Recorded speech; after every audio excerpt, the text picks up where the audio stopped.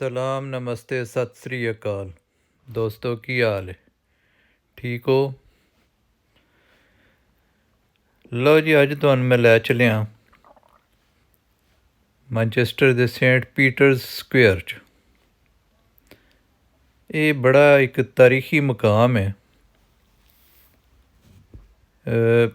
1815 'ਚ ਜਦੋਂ ਨੈਪੋਲੀਅਨਿਕ ਵਾਰਜ਼ ਖ਼ਤਮ ਹੋਈਆਂ, ਨੈਪੋਲੀਅਨ ਦੀਆਂ ਜੰਗਾਂ ਜਿਹਨੂੰ ਕਿਹਾ ਜਾਂਦਾ, ਅਤੇ ਮੁਲਕ ਦੇ ਵਿੱਚ ਬੜੀ ਮਾਸ਼ੀ ਬਦਹਾਲੀ ਅਤੇ ਗੁਰਬਤ ਅਤੇ ਬਾਂਕੇ ਦਿਹਾੜੇ ਸਨ। ਉਹ ਗ੍ਰੈਜੂਅਲੀ ਇਹ ਸਪੈਨ ਜਿਹੜਾ ਨਾ ਜੀ, ਇਹ ਮਤਲਬ ਇਹ ਹਾਲਾਤ ਜਿਹੜੇ ਨੇ ਇਹ ਚੱਲਦੇ ਰਹੇ। ਅਤੇ ਉਹਨਾਂ ਦਿਨਾਂ ਦੇ ਵਿੱਚ ਇੱਥੇ ਜਿਹੜਾ ਨਾ ਜੀ, ਉਹ ਜੋ ਅੱਜ ਕੱਲ੍ਹ ਪਾਕਿਸਤਾਨ ਦਾ ਹਾਲ ਹੈ ਨਾ ਜੀ, ਸਿਆਸੀ ਤੌਰ 'ਤੇ, ਉਹ ਉਸ ਕਿਸਮ ਦੀ ਜਦੋਜਹਿਦ 'ਚੋਂ ਸਮਝੋ ਗੁਜ਼ਰਦੇ ਸਨ ਪਏ ਕਿ ਸਿਆਸੀ ਤੌਰ 'ਤੇ ਵੀ ਬੁਰੇ ਹਾਲਾਤ ਸਨ। ਸਿਰਫ 11% ਬੰਦੇ ਜਿਹੜੇ ਸਨ ਨਾ ਜੀ, ਉਹਨਾਂ ਨੂੰ, ਬਾਲਗ ਬੰਦਿਆਂ ਨੂੰ, ਉਹਨਾਂ ਨੂੰ ਰਾਈਟ ਟੂ ਵੋਟ ਸੀ। ਮਤਲਬ ਹਰ ਬਾਲਗ ਬੰਦਾ ਜਿਹੜਾ ਉਹ ਵੋਟ ਨਹੀਂ ਸੀ ਪਾ ਸਕਦਾ, ਉਹ ਵੀ ਸਿਰਫ ਮਰਦ ਪਾਉਂਦੇ ਸਨ। ਔਰਤਾਂ ਨੂੰ ਤਾਂ ਰਾਈਟ ਹੈ ਹੀ ਨਹੀਂ ਸੀ ਨਾ ਕਿ ਉਹ ਵੋਟ ਦਾ ਹੱਕ ਹੀ ਨਹੀਂ ਸਨ ਰੱਖਦੀਆਂ। ਅਤੇ ਉੱਤੋਂ ਇਹ ਹੋਇਆ ਕਿ ਇਸ ਦੌਰਾਨ ਜਿਹੜਾ ਨਾ ਜੀ, ਗਰਮੀ ਪਈ ਕੋਈ ਨਾ, ਜ਼ਰਾਤ ਬਿਲਕੁਲ ਹੀ ਕੋਈ ਨਾ, ਅਨਾਜ ਦੀ ਸ਼ਦੀਦ ਕਮੀ ਹੋ ਗਈ। ਅਤੇ ਇਸੇ ਦੌਰਾਨ ਹਕੂਮਤ ਨੇ ਇੱਕ ਕੌਰਨ ਲਾਅ ਪਾਸ ਕੀਤਾ, ਜਿਹਦੇ ਨਾਲ ਬ੍ਰੈਡ ਦੀ ਕੀਮਤ ਜਿਹੜੀ ਹੈ ਨਾ ਜੀ, ਉਹ ਹੋਰ ਵੱਧ ਗਈ, ਅਤੇ ਗੁਰਬਤ ਅਤੇ ਉੱਤੋਂ ਮਹਿੰਗਾਈ, ਅਤੇ ਉਸ ਚੀਜ਼ ਨੇ ਲੋਕਾਂ ਦੇ ਵਿੱਚ ਹੋਰ ਜਿਹੜਾ ਨਾ ਜੀ, ਉਹ ਅਹਿਸਾਸੇ ਮਹਿਰੂਮੀ ਪੈਦਾ ਕੀਤਾ। ਅਤੇ ਉਹਨਾਂ ਦਿਨਾਂ ਦੇ ਵਿੱਚ ਇੱਥੇ ਜਿਹੜਾ ਨਾ ਜੀ, ਉਹ ਤਹਿਰੀਕਾਂ ਚੱਲ ਰਹੀਆਂ ਸਨ, ਸਿਆਸੀ ਜਦੋਜਹਿਦ ਵੀ ਜਾਰੀ ਸੀ। ਅਤੇ ਉਹ ਲੋਕਾਂ ਨੇ ਜਿਹੜੀਆਂ ਵੀ ਤਹਿਰੀਕਾਂ ਦੇ ਉਹ ਆਗੂ ਸਨ, ਜਿਹੜੇ ਲੀਡਰ ਸਨ, ਉਹਨਾਂ ਇਹ ਸੋਚਿਆ ਕਿ ਸਾਨੂੰ ਜਿਹੜਾ ਨਾ ਜੀ, ਇਹ ਆਪਣੇ ਮਾਮਲਾਤ ਦੇ ਜਦੋਜਹਿਦ ਨੂੰ ਪਾਰਲੀਮੈਂਟ ਦੇ ਥਰੂ ਕਰਨਾ ਚਾਹੀਦਾ, ਔਰ ਅਸੀਂ ਆਪਣੇ ਜ਼ਿਆਦਾ ਬੰਦੇ ਜਿਹੜੇ ਨੇ ਪਾਰਲੀਮੈਂਟ 'ਚ ਪਹੁੰਚਾਈਏ। ਅਤੇ ਉਹਦੇ ਵਾਸਤੇ ਉਹਨਾਂ ਨੇ ਕੋਸ਼ਿਸ਼ ਸ਼ੁਰੂ ਕਰ ਦਿੱਤੀ, ਤੇਜ਼ ਕਰ ਦਿੱਤੀ। ਰੈਡੀਕਲ ਕਿਸਮ ਦਾ ਜਨਾਬ ਉਹਨਾਂ ਨੇ ਤਹਿਰੀਕ ਨੂੰ ਟੱਚ ਦਿੱਤਾ। ਅਤੇ ਉਹਨਾਂ ਦਿਨਾਂ ਦੇ ਵਿੱਚ ਉਹਨਾਂ ਨੇ 2.5 ਲੱਖ ਬੰਦੇ ਨੇ ਸਾਈਨ ਕਰਕੇ, ਅਤੇ ਉਹਨਾਂ ਨੇ ਹਾਊਸ ਆਫ ਕਾਮਨ ਦੇ ਵਿੱਚ ਆਪਣੀ ਪਟੀਸ਼ਨ ਭੇਜੀ ਕਿ ਸਾਨੂੰ ਜਿਹੜਾ ਨਾ ਜੀ, ਸਾਰੇ ਬਾਲਗ ਮਰਦਾਂ ਨੂੰ ਰਾਈਟ ਟੂ ਵੋਟ ਦਿੱਤਾ ਜਾਏ। ਉਹ ਹਾਊਸ ਆਫ ਕਾਮਨ ਨੇ ਉਹਨੂੰ ਰੱਦ ਕਰ ਦਿੱਤਾ, ਉਹਨਾਂ ਦੀ ਇਸ ਡਿਮਾਂਡ ਨੂੰ। ਇਹਦੇ ਜਵਾਬ ਦੇ ਵਿੱਚ ਜਿਹੜਾ ਨਾ ਜੀ, ਤਹਿਰੀਕ ਹੋਰ ਤੇਜ਼ ਹੋ ਗਈ। ਅਤੇ ਉਹਨਾਂ ਦਿਨਾਂ 'ਚ ਹੈਨਰੀ ਨਾਂ ਦਾ ਇੱਕ ਮੁਕਰਰ ਸੀ, ਬੜਾ ਫਾਇਰੀ, ਬੜਾ ਉਹ ਬਿਹਤਰੀਨ ਮੁਕਰਰ ਸੀ, ਔਰ ਉਹ ਮੋਬਲਾਈਜ਼ ਕਰਦਾ ਸੀ ਬੰਦਿਆਂ ਨੂੰ। ਅਤੇ ਉਹ ਲੀਡਰ ਸੀ ਇਹਤਜਾਜੀ ਤਹਿਰੀਕ ਦਾ, ਜਿਹਦਾ ਨਾਂ ਸੀ ਮੈਨਚੈਸਟਰ ਪੈਟਰੀਓਟਿਕ ਯੂਨੀਅਨ। ਉਹਨਾਂ ਨੇ 1819 ਅਗਸਤ ਦੇ ਵਿੱਚ ਨਾ ਜੀ ਇੱਕ ਮੀਟਿੰਗ ਰੱਖੀ, ਅਤੇ ਉਹ ਮੀਟਿੰਗ ਰੱਖੀ ਇਸੇ ਸਕੁਏਅਰ ਦੇ ਵਿੱਚ। ਅਤੇ ਉਹ ਜਦੋਂ ਬੰਦੇ ਇਕੱਠੇ ਹੋਏ, ਅਤੇ ਉਹ ਜਨਾਬ ਇੱਥੇ ਦੇ ਜਿਹੜੇ ਮੈਜਿਸਟ੍ਰੇਟ ਸਨ, ਹਕੂਮਤ ਨੇ ਉਹਨਾਂ ਨੂੰ ਹੁਕਮ ਦਿੱਤਾ ਕਿ ਵੀ ਇਹਨਾਂ ਨੂੰ ਮੰਡੋ, ਦਬਾਓ ਇਹਨਾਂ ਨੂੰ।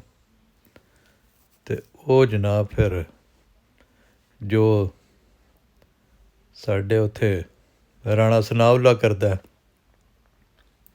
ਉਹ ਇੰਝ ਦੇ ਜਨਾਬ ਮੈਜਿਸਟ੍ਰੇਟ ਉਦੋਂ ਆ ਗਏ, ਅਤੇ ਉਹਨਾਂ ਜਨਾਬ ਕੈਵਲਰੀ ਬੁਲਾਈ, ਆਰਮੀ ਬੁਲਾ ਕੇ, ਅਤੇ ਉਹਨਾਂ ਨੂੰ ਆਖਿਆ ਕਿ ਜਨਾਬ ਉਹ ਹੀ ਸਿੱਧੀ ਫਾਇਰਿੰਗ ਸ਼ਾਇਰਿੰਗ, ਅਤੇ ਜਲਿਆਂਵਾਲਾ ਬਾਗ ਵਾਲਾ ਹਾਲ ਉਹਨਾਂ ਕੀਤਾ ਜਨਾਬ। ਕੋਈ 17-18 ਬੰਦੇ ਮਾਰੇ ਗਏ, 600 ਬੰਦਾ ਜ਼ਖਮੀ ਹੋਇਆ। ਹੈਨਰੀ ਨੂੰ ਉਹਨਾਂ ਗ੍ਰਿਫਤਾਰ ਕਰ ਲਿਆ। ਅਤੇ ਇਸ ਨੂੰ ਬਾਅਦ ਦੇ ਵਿੱਚ ਯਾਦ ਕੀਤਾ ਗਿਆ ਕਿ ਇਸ ਇੰਗਲੈਂਡ ਦੀ ਸਿਆਸਤ ਦੇ ਵਿੱਚ ਇਹਨੂੰ ਬੰਚਾਲ ਦੇ ਨਾਂ ਤੋਂ ਯਾਦ ਕੀਤਾ ਜਾਂਦਾ। ਖੈਰ, ਇੰਝ ਹੀ ਜਦੋਜਹਿਦ ਜਿਹੜੀ ਹੁੰਦੀ ਹੈ ਸਿਆਸੀ ਅਤੇ ਡੈਮੋਕਰੇਟਿਕ ਜਦੋਜਹਿਦ ਜਿਹੜੀ, ਉਹ ਫਿਰ ਬੜੀਆਂ ਕੁਰਬਾਨੀਆਂ ਦੇ ਕੇ ਹੀ ਕੌਮਾਂ ਅੱਗੇ ਵਧੀਆਂ। ਤੇ ਇਹਨਾਂ ਦੇ ਹਾਲਾਤ ਵੀ ਇੰਝ ਹੀ ਸਨ ਜਿਵੇਂ ਥਰਡ ਵਰਲਡ ਕੰਟਰੀਜ਼ ਦੇ ਨੇ। ਅਤੇ ਫਿਰ ਗ੍ਰੈਜੂਅਲੀ ਚੀਜ਼ਾਂ ਜਿਹੜੀਆਂ ਨੇ ਉਹ ਬਿਹਤਰ ਹੁੰਦੀਆਂ ਨੇ। ਰੱਬ ਨੇ ਉਦੋਂ ਤੱਕ ਕੌਮਾਂ ਦੀ ਹਾਲਤ ਨਹੀਂ ਬਦਲੀ ਜਦੋਂ ਤੱਕ ਉਹਨਾਂ ਆਪਣੀ ਹਾਲਤ ਬਦਲਣ ਦੀ ਕੋਸ਼ਿਸ਼ ਨਹੀਂ ਕੀਤੀ। ਅਤੇ ਉਮੀਦ ਹੈ ਪਾਕਿਸਤਾਨ ਦੀ ਵੀ, ਇੰਡੀਆ ਦੀ ਵੀ ਹਾਲਤ ਬਦਲ ਜਾਏਗੀ ਜਦੋਂ ਉੱਥੋਂ ਦੇ ਲੋਕ ਜਿਹੜੇ ਨੇ ਉਹ ਆਪਣੀ ਹਾਲਤ ਬਦਲਣ ਵਾਸਤੇ ਕੋਸ਼ਿਸ਼ ਕਰਨ ਦੇ। ਸੋ ਇਹ ਜਨਾਬ ਇਸ ਹਵਾਲੇ ਨਾਲ ਇੱਥੇ ਇੱਕ ਮੋਨੂਮੈਂਟ ਵੀ ਬਣਾਇਆ ਗਿਆ। ਔਰ ਸ਼ੁਰੂ ਦੇ ਵਿੱਚ ਜ਼ਾਹਿਰ ਹੈ ਜਿਹੜੀਆਂ ਹੁਕੂਮਤਾਂ ਜ਼ੁਲਮ ਕਰਦੀਆਂ ਨੇ ਉਹ ਆਪਣੇ ਜ਼ੁਲਮ ਨੂੰ ਜ਼ੁਲਮ 'ਤੇ ਆਖਣ 'ਤੇ ਤਿਆਰ ਨਹੀਂ ਹੁੰਦੀਆਂ ਨਾ। ਸੋ ਇਸ ਕਿਸਮ ਦੀ ਜਦੋਜਹਿਦ ਇੱਥੇ ਵੀ ਜਾਰੀ ਰਹੀ। ਬਿਲ ਆਖਰ 2019 ਇਹ 3 ਸਾਲ ਪਹਿਲਾਂ ਜਾ ਕੇ ਅਤੇ ਇੱਥੇ ਫਿਰ ਉਹਨਾਂ ਇਹ ਮੋਨੂਮੈਂਟ ਦੇ ਉੱਤੇ ਇੱਥੇ ਲਿਖਿਆ ਕਿ ਜੀ ਮਾਸੂਮ ਜਿਹੜੇ ਬੰਦੇ ਸਨ ਜਿਹੜੇ ਤਹਿਰੀਕ ਦੇ ਵਿੱਚ ਹਿੱਸਾ ਲਿਆ ਉਹਨਾਂ ਨੂੰ ਥਰੂ ਆਰਮੀ ਜਿਹੜਾ ਉਹ ਮਾਰਿਆ ਗਿਆ। ਇੱਥੇ ਫਿਰ ਉਹਨਾਂ ਜਿਹੜੇ ਸ਼ਹੀਦ ਹੋਏ ਸਨ ਬੰਦੇ ਉਹਨਾਂ ਦੇ ਨਾਂ ਅਤੇ ਐਡਰੈਸ ਇੱਥੇ ਲਿਖੇ ਗਏ। ਅਤੇ ਇਹ ਸਕੁਏਅਰ ਦੇ ਵਿੱਚ ਜਨਾਬ ਇੱਕ ਜਿਹੜਾ ਨਾ ਜੀ ਇੱਥੇ ਟਰਾਮ ਸਟਾਪ ਵੀ ਹੈ, ਉਹਨੂੰ ਪੀਟਰ ਸਕੁਏਅਰ ਮੈਟਰੋਲਿੰਕਸ ਟਰਾਮ ਸਟਾਪ ਆਖਦੇ ਨੇ।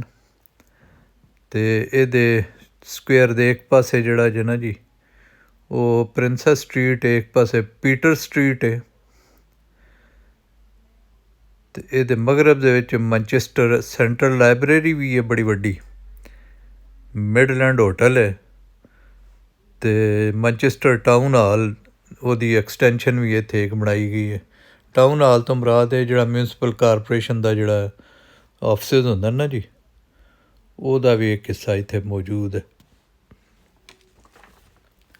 ਅਤੇ ਇਹ ਜਨਾਬ ਹੁਣ ਵੇਖੋ ਕਦੀ ਜਿੱਥੇ ਬੰਦੇ ਮਾਰੇ ਗਏ ਸਨ ਅਤੇ ਇੱਕ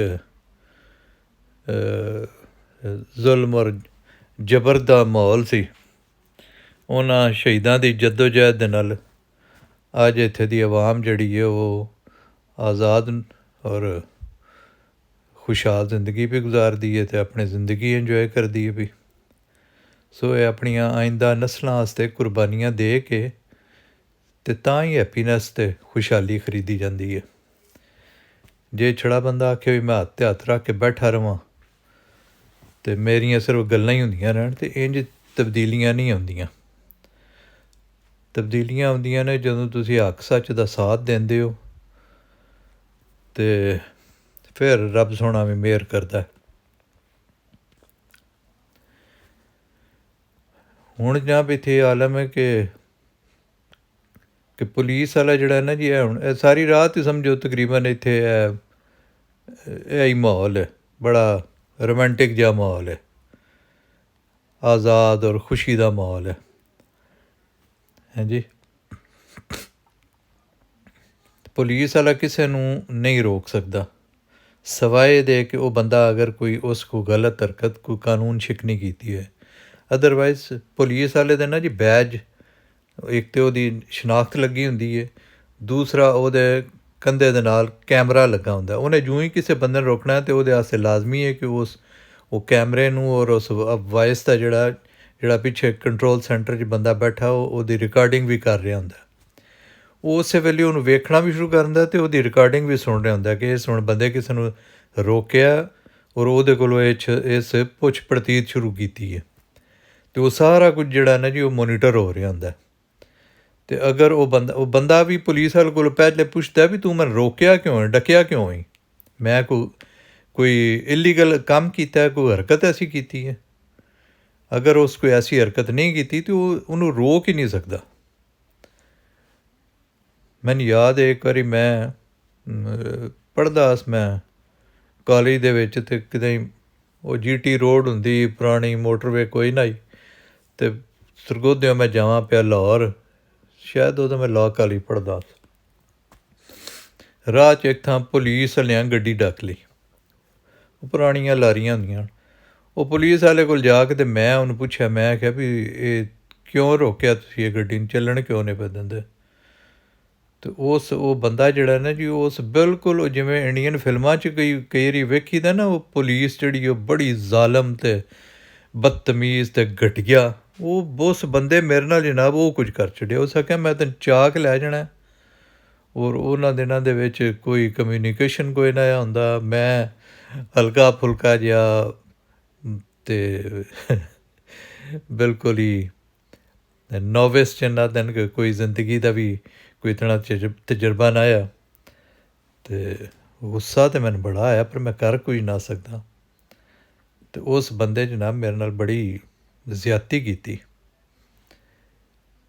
ਅਤੇ ਉਹ ਮੈਂ ਸੋਚਦਾ ਕਿ ਇਹ ਅਸੀਂ ਲੋਕ ਪਿੱਛੇ ਤੋਂ ਪਿੱਛੇ ਵਾਲੀ ਪੇ ਜਾਂਦੇ ਹਾਂ। ਹੁਣ ਸ਼ੁਕਰ ਹੈ ਕਿ ਕੁਝ ਥੋੜ੍ਹਾ ਜਿਹਾ ਸੋਸ਼ਲ ਮੀਡੀਆ ਐਕਟਿਵ ਹੋਇਆ ਅਤੇ ਕੋਈ ਬੰਦਿਆਂ ਦੀ ਵੋਇਸ ਜਿਹੜੀ ਉਹ ਸੁਣੀ ਜਾਂਦੀ ਹੈ। ਵਰਨਾ ਮੈਂ ਉਹ ਸੋਚਦਾ ਕਿ ਉਸ ਜੰਗਲ ਦੇ ਵਿੱਚ ਉਹ ਮਨਚਾ ਕੇ ਵੀ ਲੈ ਜਾਂਦੇ ਅਤੇ ਕਿਸੇ ਨੂੰ ਖਬਰ ਵੀ ਕੋਈ ਨਹੀਂ ਹੋਣੀ। ਉਦੋਂ ਨਾ ਇਹ ਸਮਾਰਟਫੋਨ ਹੈ, ਬਲਕਿ ਮੋਬਾਇਲ ਫੋਨ ਹੀ ਕੋਈ ਨਾ ਹੈ। 85 86 7 ਦੀ ਪੈ ਗੱਲ ਸੁਣਾਉਣਾ। ਸੋ ਜਨਾਬ ਇਹ ਜਿਹੜੀਆਂ ਚੀਜ਼ਾਂ ਨੇ ਨਾ ਜੀ, ਜਿਹੜੀਆਂ ਕਦਰਾਂ ਨੇ ਉਹ ਬਣਾਇਆ ਬਣਦੀਆਂ ਨੇ। ਅਤੇ ਇੱਥੇ ਹੁਣ ਜਨਾਬ ਕਾਨੂੰਨ ਦੀ ਹੁਕਮਰਾਨੀ ਹੈ, ਲੋਕ ਖੁਸ਼ ਨੇ। ਲੋਕਾਂ ਦੀ ਖੁਸ਼ੀ ਔਰ ਤਰੱਕੀ ਦਾ ਇੱਕੋ ਹੀ ਤਰੀਕਾ ਹੈ, ਔਰ ਉਹ ਹੈ ਰੂਲ ਆਫ ਲਾ, ਕਾਨੂੰਨ ਦੀ ਹੁਕਮਰਾਨੀ। ਹਰ ਬੰਦਾ ਆਪਣੇ ਦਾਇਰਾ ਕਾਰ 'ਚ ਰਹਿ ਕੇ ਕੰਮ ਕਰੇ। ਉਸ ਪੁਲਿਸ ਵਾਲੇ ਦੇ ਬੱਚੇ ਨਾਲ ਵੀ ਕੱਲ੍ਹ ਨੂੰ ਇਹ ਹੋ ਸਕਦਾ, ਅਗਰ ਉਹ ਸਮਝ ਰਿਹਾ ਕਿ ਅੱਜ ਮੈਂ ਜਵਾਨ ਹਾਂ ਅਤੇ ਮੈਂ ਮੋਸਟਲੀ ਜਿਹੜੇ ਨੇ ਜੀ ਉਹ ਜੋਹਲਾ ਹੁੰਦੇ ਨੇ। ਕੋਈ ਮਤਲਬ FA ਪਾਸ ਬੰਦਾ ਜਿਹੜਾ ਉਹਨੂੰ ਇਖਤਿਆਰ ਮਿਲ ਗਿਆ, ਉਸ ਸ਼ੇਰ ਦੀ ਖੱਲ ਪਾ ਲਈ ਔਰ ਉਹ ਸਮਝਦਾ ਕਿ ਹੁਣ ਮੈਂ ਆਨੀ ਪਾ ਦੇਣੀ ਹੈ। ਉਹ ਉਤੋਂ ਟ੍ਰੇਨਿੰਗ ਕੋਈ ਨਹੀਂ ਹੁੰਦੀ, ਉਤੋਂ ਦੱਸਿਆ ਨਹੀਂ ਜਾਂਦਾ। ਇਖਲਾਕੀ ਦਰਸ ਦੇਣਾ, ਉਹਨਾਂ ਦੀ ਤਰਬੀਅਤ ਕਰਨਾ ਬੜਾ ਜ਼ਰੂਰੀ ਹੈ। ਅੱਲਾਹ ਤਾਲਾ ਸਾਨੂੰ ਆਸਾਨੀਆਂ ਅਤਾ ਫਰਮਾਏ ਅਤੇ ਆਸਾਨੀਆਂ ਵੰਡਣ ਦੀ ਤੌਫੀਕ ਅਤਾ ਫਰਮਾਏ। ਆਪਣੇ ਫੈਮਲੀ ਦਾ ਅਤੇ ਆਪਣੇ ਹਮਸਾਇਆਂ ਦਾ ਸਭ ਦਾ ਖਿਆਲ ਰੱਖੋ। ਰੱਬ ਰਾਖਾ, ਸਲਾਮਤ ਰਹੋ ਅਤੇ ਅੱਲਾਹ ਤਾਲਾ ਸਾਨੂੰ ਖੁਸ਼ੀ ਅਤੇ ਖੁਸ਼ਹਾਲੀ ਅਤਾ ਫਰਮਾਏ ਸਭ ਨੂੰ। ਅਤੇ ਜਨਾਬ ਟੱਲੀ ਵੀ ਮੜ ਛੱਡਿਓ।